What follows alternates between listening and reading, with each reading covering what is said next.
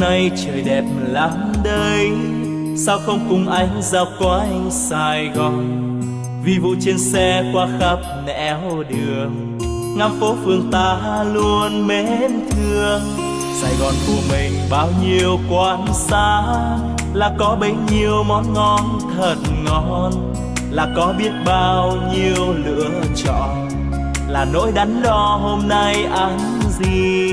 Sài Gòn dịu dàng gom bao nỗi nhớ, đi đến nơi đâu cũng mong về mau.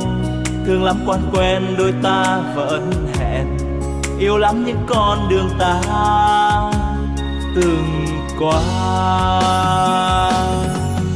Sài Gòn quá xa thương yêu, anh đã thương thật nhiều, anh yêu biết bao nhiêu, anh vẫn thương thật nhiều. Ôi yêu biết bao nhiêu.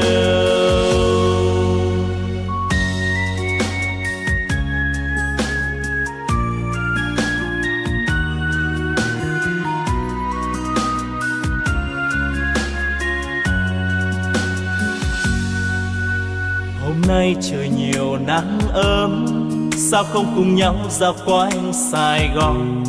Bon bon trên xe qua muôn nẻo đường, ngắm phố phường ta luôn mến thương. Sài Gòn nhộn nhịp bao nhiêu quán xá, thì có bấy nhiêu món ngon thật ngon, thì có biết bao nhiêu lựa chọn, cùng những đắn đo hôm nay ăn gì. Sài Gòn nồng nàn gom bao nỗi nhớ, đi khắp nơi đâu vẫn mong về mau. Thương lắm quan quen đôi ta hò hẹn, yêu lắm những con đường ta đã qua. Sài Gòn quá xa thương yêu, anh đã thương thật nhiều, anh yêu biết bao nhiêu, anh vẫn thương thật nhiều. Ôi yêu biết bao nhiêu, anh đã thương thật nhiều, anh yêu biết bao nhiêu, anh vẫn thương thật nhiều. Ôi yêu biết bao nhiêu, anh vẫn thương thật nhiều. Ôi yêu biết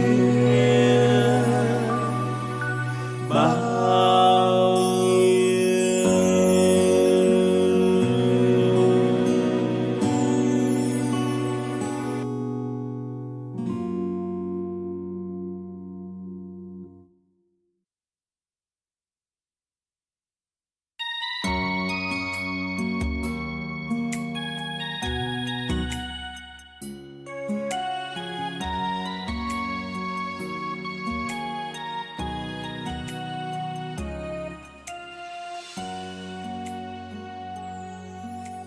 Hôm nay trời đẹp lắm đây, sao không cùng anh dạo quanh Sài Gòn.